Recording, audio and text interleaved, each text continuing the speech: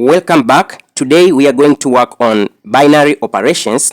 In binary operation, we are given a system of equation and we are required to find the output for the given inputs. In this question, they ask if P star Q is equal to P square minus Q square, find the value of 7 star 3.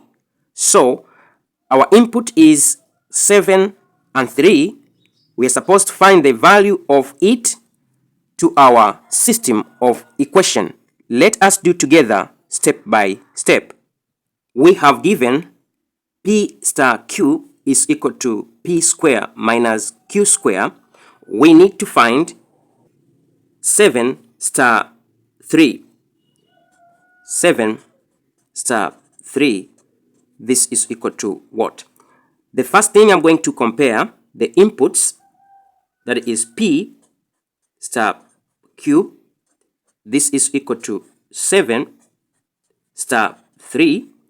The first input with the first input, that is P, is equal to 7, and the second input with the second input, that is Q, is equal to 3. Let us substitute our input to our system of equation.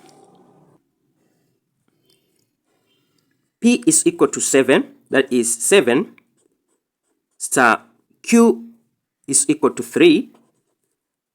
This is equal to P square, that is 7 square, minus Q square, that is 3 square. 7 star 3, this is equal to 49, take away 9. So 7 star 3, this is equal to 49, take away 9, we remain with 40. So for the input of 7 and 3 to our system of equation, we get the answer equal to 40. I hope you understand this question. Don't forget to subscribe, share, and comment. See you next time. Bye.